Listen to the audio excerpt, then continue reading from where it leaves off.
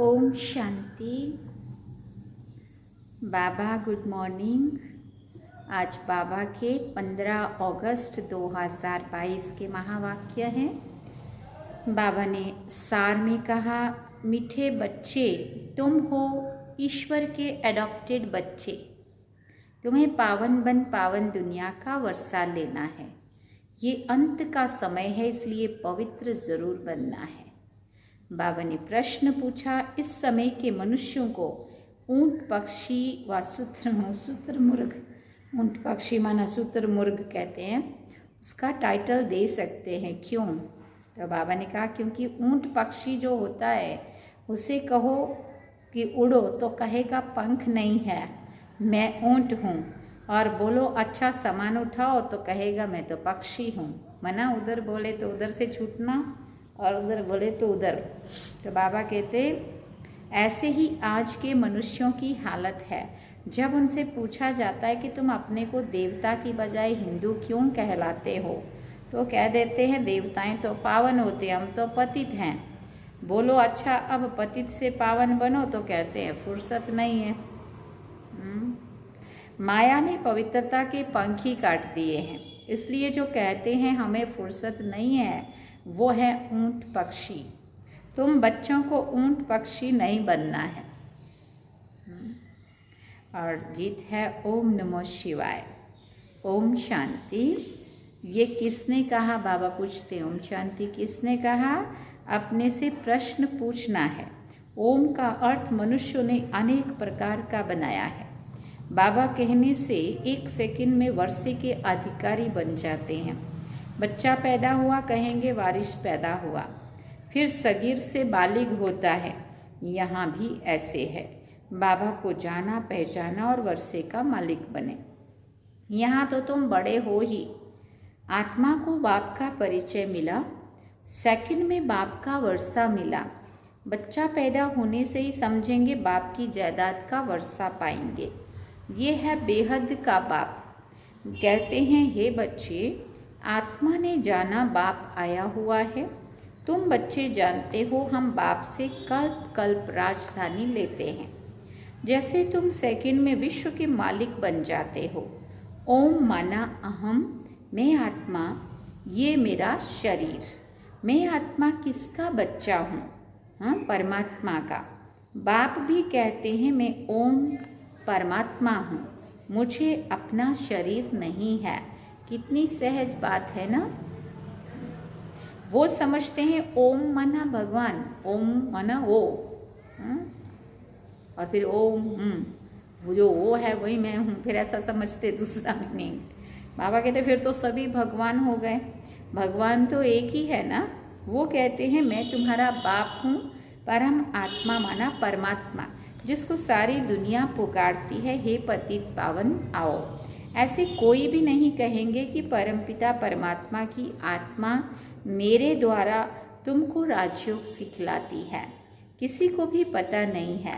ना मालूम होने के कारण श्री कृष्ण भगवान का नाम लिख दिया है।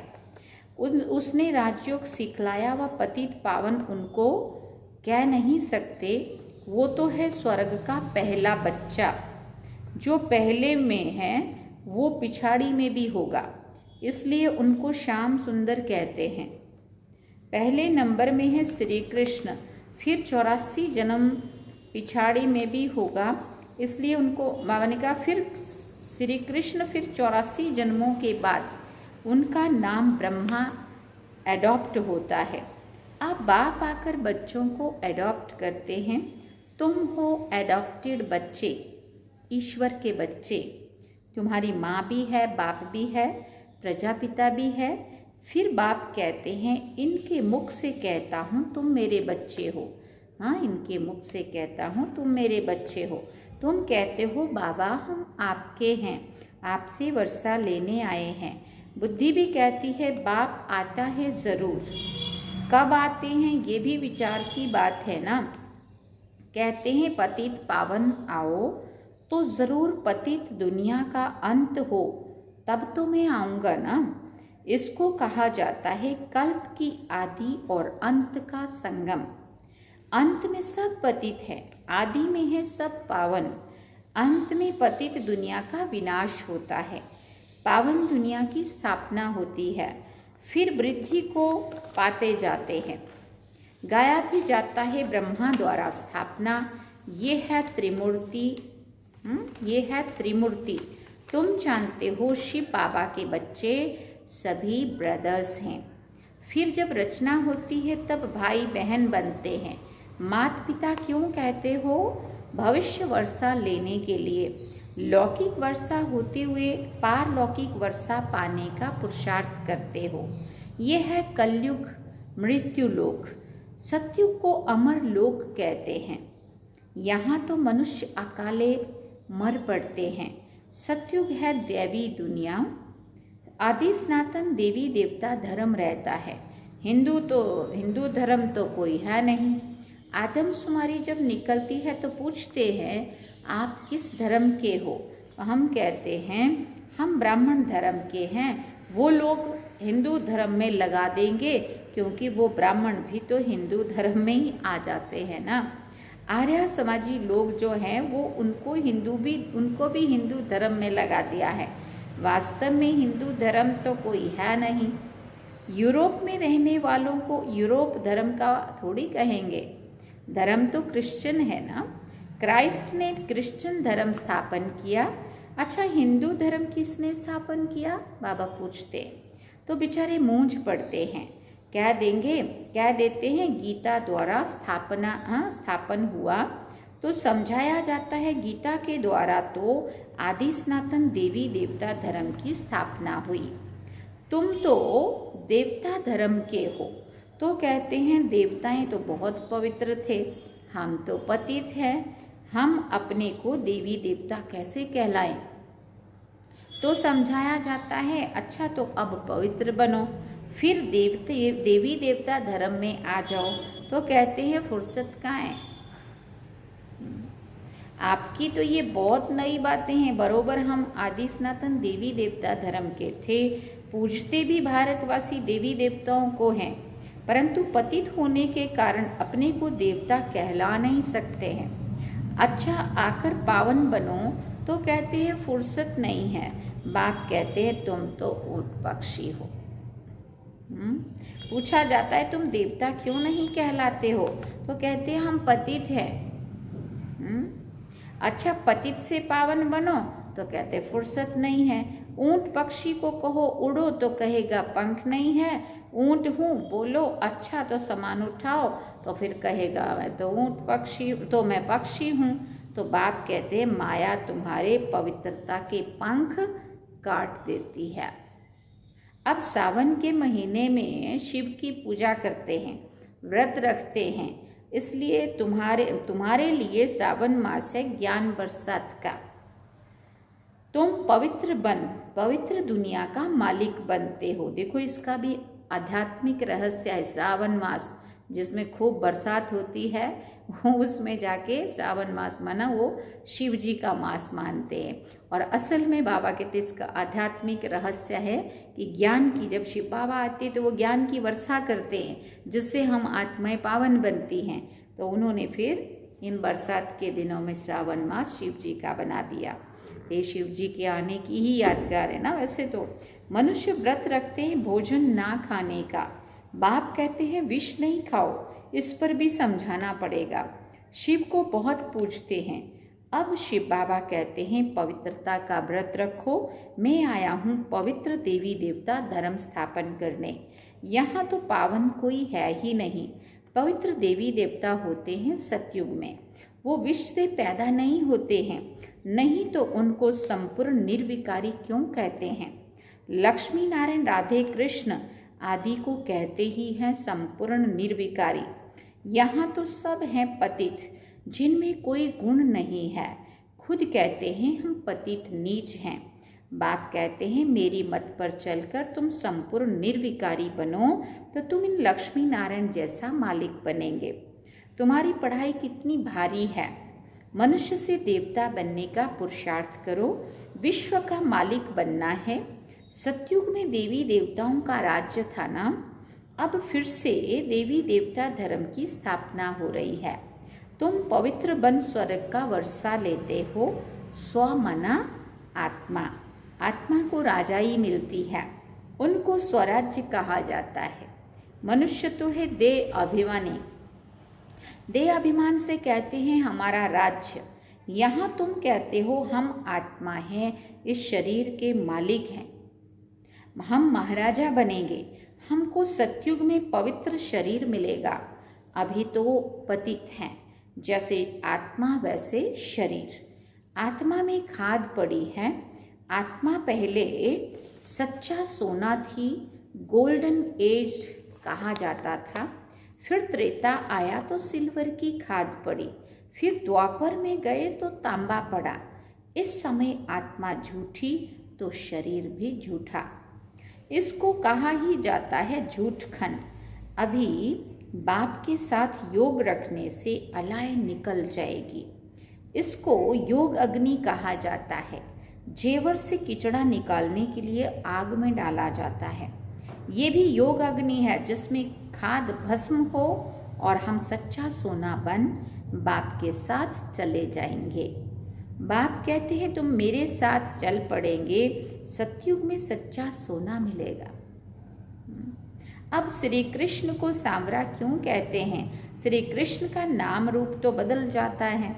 अब बाप समझाते हैं तुम गोरे थे, तुम्हारे में खाद पड़ी है, अभी बिल्कुल आयरन एज्ड बन पड़े हो।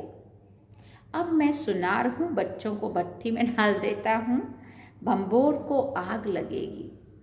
बाबा कहते सबके शरीर खत्म हो जाएंगे। आत्मा तो अविनाशी है ना, एक तो योग अग्नि से पवित्र बन जाएंगे, बाकी सब सजाएं खाकर हिसाब किताब चुकतू करके वापस जाएंगे।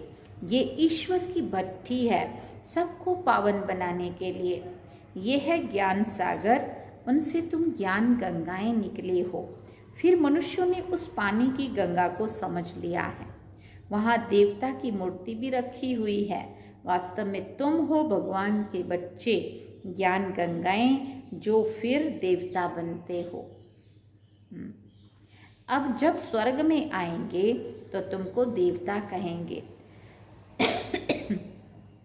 वहाँ आत्मा शरीर दोनों ही पवित्र है।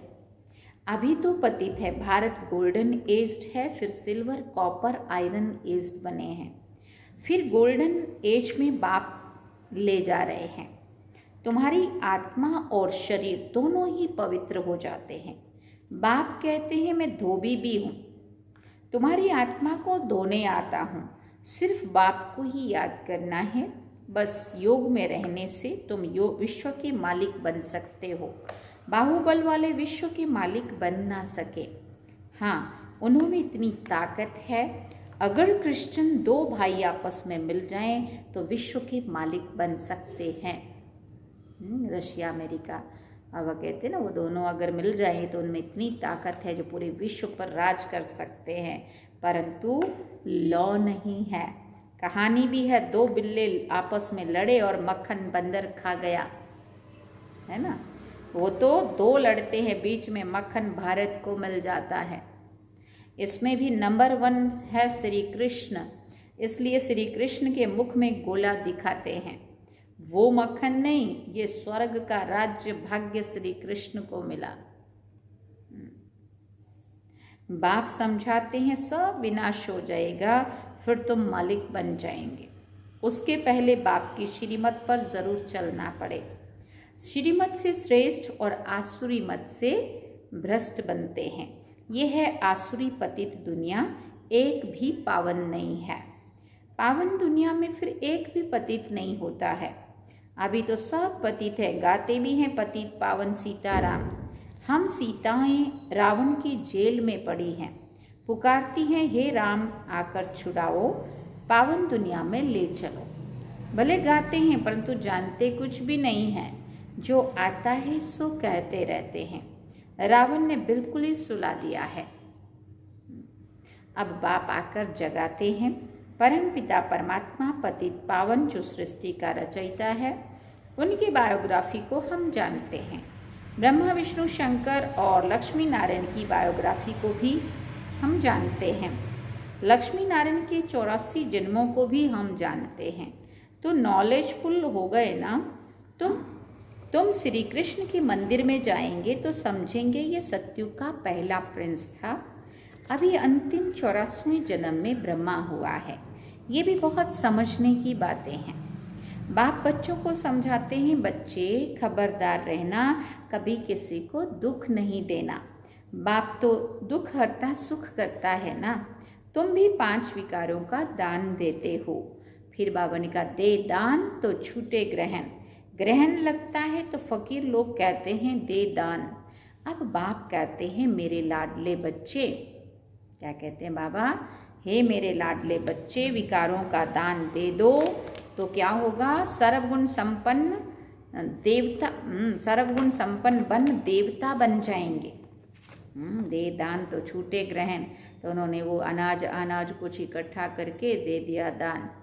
हाँ, स्थूल में चीज़ कोई भी दान करना इजी है, लेकिन दे दान तो छूटे ग्रहण, अंदर के विकार बुराइयों का दान करना।